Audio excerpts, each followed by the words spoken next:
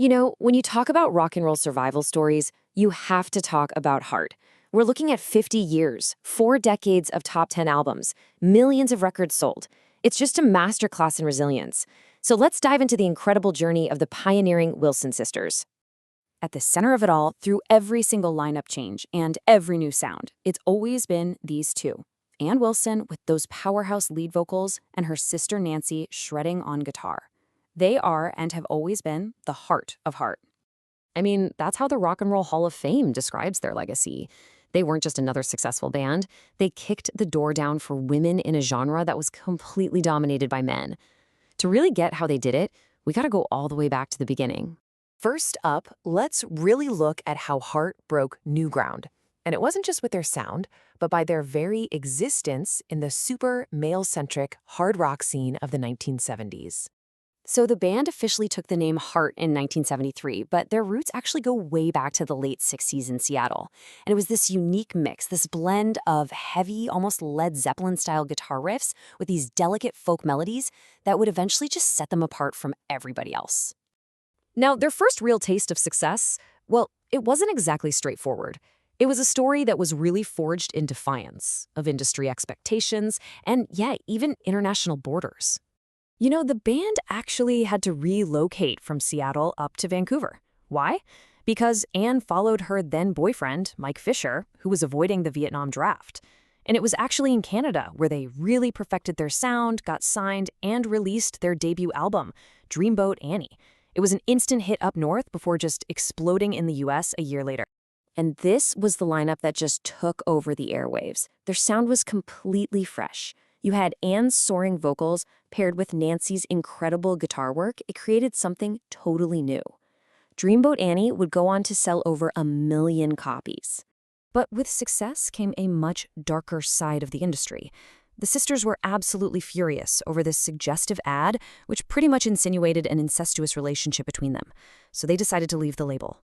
And this kicked off a nasty, really prolonged legal battle for control of their own music.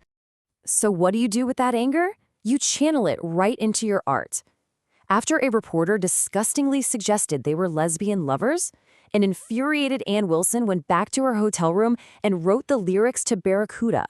That ferocious, iconic guitar riff, that's the sound of pure, unadulterated rage.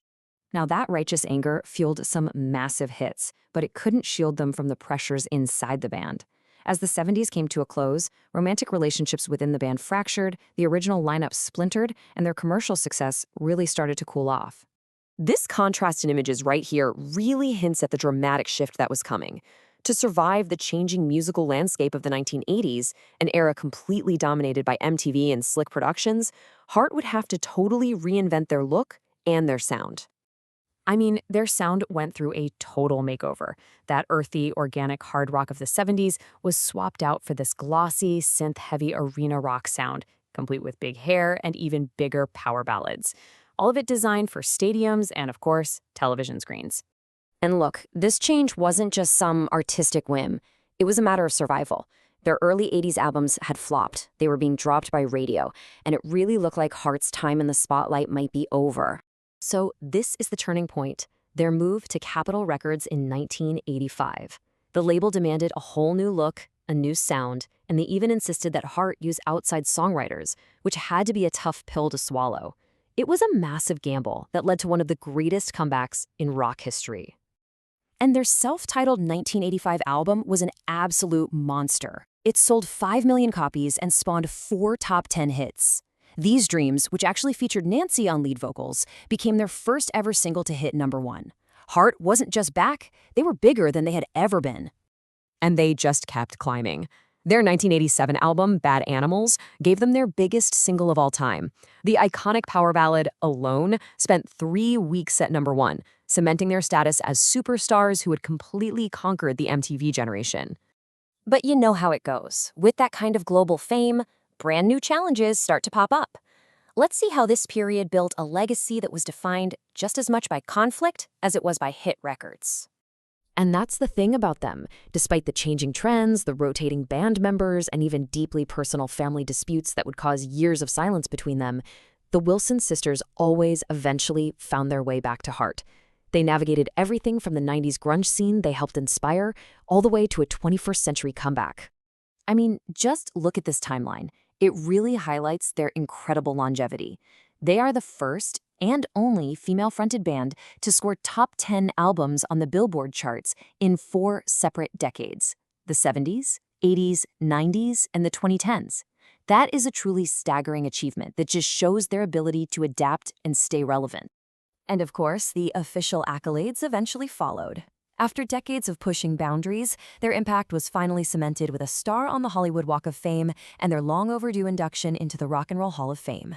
And all of that culminated in a prestigious Grammy Lifetime Achievement Award in 2023. Because through all the highs and the lows, the platinum albums and the painful hiatuses, the one constant has been the creative force of Ann and Nancy Wilson. We're talking about sisters who truly changed the DNA of rock music. You know, Heart's journey really shows us that sometimes the bond that creates the music is more complicated, more resilient, and ultimately more powerful than any hit song. It's a story that is still being written, one note at a time.